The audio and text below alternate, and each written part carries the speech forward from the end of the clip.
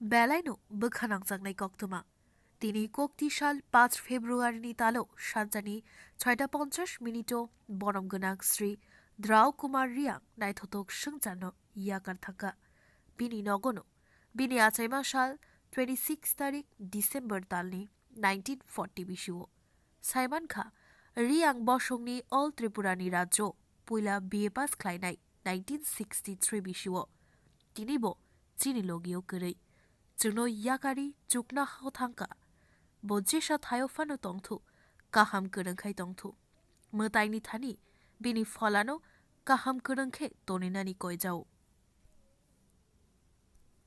আজকে বোধহয় 6:54 বিকাল। আমাদের সকলের পরিচিত দ্রাও কুমার রিয়াং উনি দেহত্যাগ করেছেন। আজকে যদি বলতে হয় দ্রাও কুমার রিয়াংয়ের ব্যাপারে, আজকে জনজাতির মধ্যে আমরা অনেকের জনজাতি, আমাদেরকে বলে জনজাতি, উপজাতি, ট্রাইবেল, যেই ভাষায় যেই শব্দই বলুক না কেন, তাদের অধিকার আদায়ের আন্দোলনে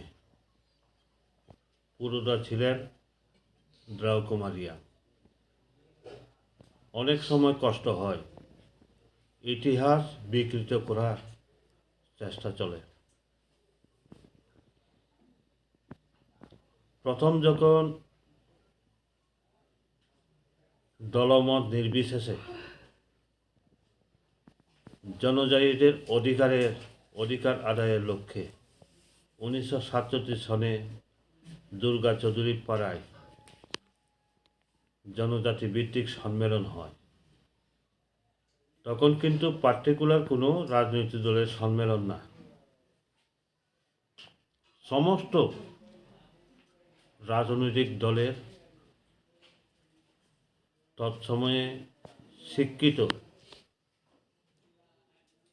জনজাতি সম্প্রদায়ের যারা শিক্ষিত সম্প্রদায় ছিলেন তারা উপস্থিতিতে ওই সম্মেলনটা হয়েছিল।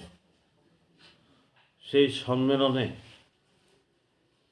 টিউজেস নামে একটা রাজনৈতিক সংগঠন গঠন করা হয়। সেই সংগঠনের অর্থাৎ প্রতিষ্ঠিত সংগঠনের সভাপতি ছিলেন দ্রাও কুমার রিয়াং। সেই সম্মেলনে উপস্থিত ছিলেন স্বয়ং দশরথ দেব বর্মা, প্রয়াত ত্রিপুরা রাজ্যের মুখ্যমন্ত্রী দশরথ দেব, এবং এই যে টিউজেস, সেই টিউজেস নামাকরণ দিয়েছিলেন দশরথ দেব বর্মা। সেই থেকে আরম্ভ করে জনজাতিদের অধিকার আদায়ের লক্ষ্যে যে আন্দোলন, যে মুভমেন্ট 6 শিডিউলের মাধ্যমে যে হয়েছিল, তার অবদান ওনার অপরিসীম।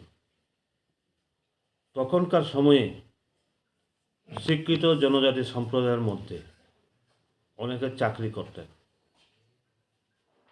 কে চাকরি ছাড়বে? সংগঠন করতে গেলে তো ফুল টাইমার হতে হবে। সেই সংগঠন করতে গিয়ে প্রথম চাকরি যিনি ছেড়েছিলেন তিনি হচ্ছেন দ্রাও কুমার রিয়াং। আজকে তিনি প্রয়াত। আজকে আমি খুব শোকাহত। আমি খবর পাওয়ার সাথে সাথেই আমার উইদাউট সিকিউরিটি আমি এখানে এসে পৌঁছেছি। আমার সিকিউরিটি তাদেরকে বুঝতে দেয় নাই, কারণ তারা সারা দিন আমার সাথে ঘুরতে ঘুরতে পরিশ্রান্ত। তারা যখন স্নান করবে, খাবে, আমি আর তাদের বলি নাই আমি কোথায় যাব, আমি ডাইরেক্ট এখানে চলে এসেছি। এখন অনেক সময় কষ্ট হয়। বর্তমান রাজনীতির জগতে, প্রেজেন্ট সিচুয়েশনে সবাই MLA হইতে চায়, মন্ত্রী হইতে চায়, কিন্তু সেদিন দ্রাও কুমার রিয়াং মন্ত্রী হওয়ার আশায়, MLA হওয়ার আশায়, নির্বাচনের প্রতিদ্বন্দ্বিতা করার আশায় রাজনীতি করেন নাই। আমরা ওনাকে অনুসরণ করি রাজনীতিতে আমাদের প্রধান পথ। সেদিন একমাত্র উদ্দেশ্য ছিল যে জনজাতিদের অধিকার কীভাবে আদায় হবে, সেই লক্ষ্য নিয়ে ওনার আন্দোলন। কাজেই ওনার সাথে আমরাও রাজনীতিতে এসেছি, যার কারণে এখন আমি ব্যক্তিগতভাবেও আমি অনুভব করি এবং আমি মেসেজ দিতে চাই, সবাই এমএলএ মন্ত্রী নেতা হইতে চায়। নেতা হতে গেলে কেন নেতা হবে? কার জন্য নেতা হবে? কিসের জন্য নেতা হবে? কার অধিকার আদায়ের জন্য নেতা হবে? অধিকার আমাদের লাগবে। আমাদের দলমত নির্বিশেষে উদ্দেশ্য তো থাকতে হবে। যে দল করুক না কেন, আমি বিশেষ করে জনজাতি সম্প্রদায়ের যারা রাজনীতি করেন তাদের উদ্দেশ্যে আমি বলতে চাই, উদ্দেশ্য তো থাকবে। কেউ হয়তো কংগ্রেস করবে, সিপিএম করবে, বিজেপি করবে, টিপরা মোটা করবে, যে কোনো দল করবে। উদ্দেশ্যটা কি? লক্ষ্য এবং উদ্দেশ্য কি, এটা ঠিক থাকা দরকার। সেই লক্ষ্যে এবং উদ্দেশ্যে আমাদের কি